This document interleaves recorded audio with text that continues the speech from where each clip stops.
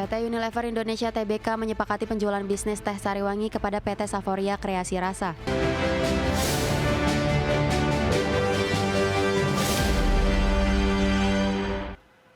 PT Unilever Indonesia Tbk atau emiten berkode saham UNVR mengumumkan kesepakatan divestasi bisnis teh dengan merek Sariwangi.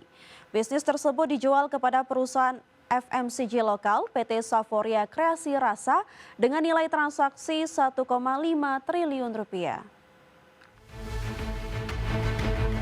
PT Unilever Indonesia Tbk menyepakati penjualan bisnis teh Sariwangi kepada PT Saforia Kreasi Rasa.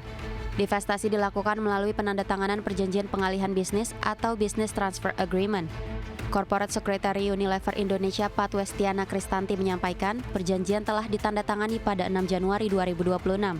Pihak pembeli ditegaskan tidak memiliki hubungan afiliasi dengan perseroan. Penyelesaian transaksi direncanakan akan dilakukan pada 2 Maret 2026 atau pada tanggal lain sesuai kesepakatan kedua belah pihak. Perseroan menyatakan transaksi ini tidak memberikan dampak material terhadap operasional, aspek hukum, maupun kelangsungan usaha. Penjualan bisnis teh memungkinkan Unilever Indonesia merealisasikan nilai investasi dan mengembalikannya kepada pemegang saham dalam jangka pendek.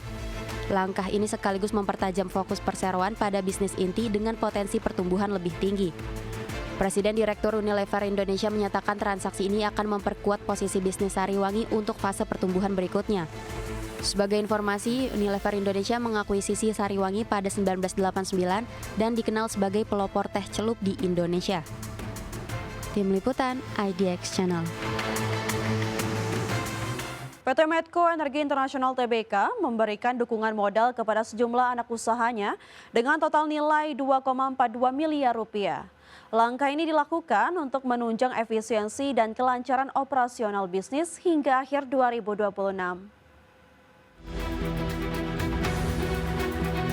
PT Medco Energi Internasional Tbk menandatangani perjanjian dukungan bisnis dengan 4 anak usaha dengan total nilai 144.839 dolar Amerika Serikat.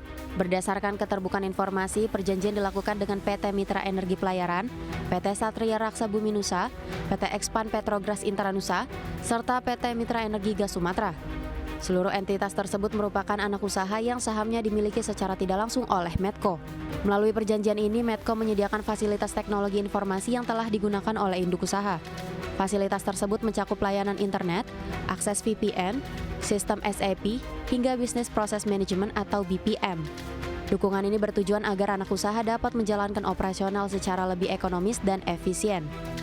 Manajemen Medco menyebutkan perjanjian dukungan bisnis berlaku hingga 31 Desember 2026. Adapun perseroan menegaskan transaksi ini tidak menimbulkan dampak material terhadap operasional, aspek hukum, kondisi keuangan, maupun kelangsungan usaha. Dengan dukungan ini, Medco berharap sinergi antar entitas usaha dapat terus terjaga. Berbagai sumber IDX Channel. PT Indosat Tbk atau emiten berkode saham ISAT mencatat peningkatan trafik data selama periode libur Natal dan Tahun Baru 2025-2026. Selama periode tersebut, trafik data nasional tumbuh double digit seiring meningkatnya aktivitas digital di berbagai wilayah. PT Indosat Tbk atau emiten berkode saham ISAT mencatat peningkatan trafik data selama periode libur Natal dan Tahun Baru 2025-2026. Selama periode Nataru pada 21 Desember 2025 hingga 1 Januari 2026, trafik data nasional Indosat meningkat sekitar 15% dibandingkan hari biasa. Trafik data juga tercatat meningkat lebih dari 20% dibandingkan periode Nataru tahun sebelumnya. Indosat menyebut kenaikan trafik menunjukkan semakin meluasnya aktivitas digital masyarakat. Penyesuaian kapasitas jaringan dilakukan secara adaptif di lokasi dengan kenaikan trafik agar pelanggan tetap mendapatkan layanan digital yang optimal. Seluruh lonjakan kebutuhan data selama periode libur panjang dapat dilayani secara stabil oleh Indosat. Hal ini didukung optimalisasi jaringan melalui Digital Intelligent Operation Center berbasis kecerdasan artifisial yang memungkinkan pemantauan performa jaringan secara aktual. Untuk mengantisipasi lonjakan aktivitas digital, Indosat memperkuat kapasitas jaringan di titik dengan trafik tertinggi.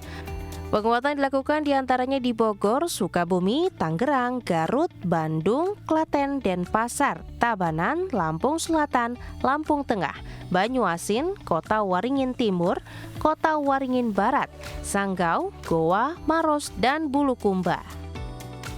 Pada periode Nataru, 5 aplikasi dengan lonjakan penggunaan tertinggi adalah TikTok, WhatsApp, Instagram, Facebook, dan YouTube. Seluruh layanan didukung lebih dari 208.000 BTS 4G dan BTS 5G yang telah mencapai 1.404 titik di seluruh Indonesia, dengan pertumbuhan BTS 4G sebesar 7,7% dibandingkan tahun sebelumnya. Tim Liputan, IDEX Channel. PT Sentral Omega Resources Tbk atau emiten berkode saham DKFT melaporkan anak usahanya mendapatkan fasilitas kredit dari perbankan. Fasilitas kredit senilai Rp245 miliar tersebut diperoleh PT Mega Buana Resources dari PT Bank China Construction Bank Indonesia. Dalam keterbukaan informasi Bursa Efek Indonesia, manajemen DKFT menjelaskan PT Mega Buana Resource atau MBR berencana untuk mulai beroperasi pada 2026. Seiring rencana operasional tersebut, MBR membutuhkan modal kerja dan mengajukan permohonan fasilitas kredit kepada perbankan. Pada 30 Desember 2025, MBR dan PT Bank China Construction Bank Indonesia menandatangani perjanjian kredit senilai Rp245 miliar. Utang yang timbul dari fasilitas kredit tersebut dijamin dengan aset milik DKFT berupa deposito yang diberikan kepada pihak bank. Manajemen DKFT menyebut jenis fasilitas kredit yang diterima MBR adalah demand loan atau fasilitas langsung. Fasilitas ini memiliki jangka waktu 3 bulan terhitung sejak akad dengan suku bunga berupa spread 0,5% per tahun dari suku bunga yang dijaminkan. Jaminan atas fasilitas kredit tersebut berupa deposito berjangka milik DKFT sesuai dengan nilai fasilitas kredit. Deposito tersebut wajib diblokir selama fasilitas kredit berjalan sehingga tidak dapat dicairkan sebelum kewajiban kredit dilunasi. Tim Liputan, IDEX Channel. Pemirsa, kita beralih ke update IHSG pada hari ini pada tanggal 7 Januari 2026 di pukul 12:18 waktu Indonesia bagian Barat, di mana IHSG bergerak menguat 0,14% ke level 8.946,25. Tadi pagi IHSG dibuka di level 8.959 dan sempat menyentuh titik tertinggi di level 8.970. 346 saham menguat, 325 saham melemah, dan 135 saham stagnan atau tidak bergerak. Dari pergerakan top gainers pemirsa atau saham-saham yang mengalami penguatan tertinggi antara lain ada Antam yang mengalami penguatan di 10,14%, Raja menguat di 3,03%, BP menguat di 6,59%, MBMA menguat di 6,82%.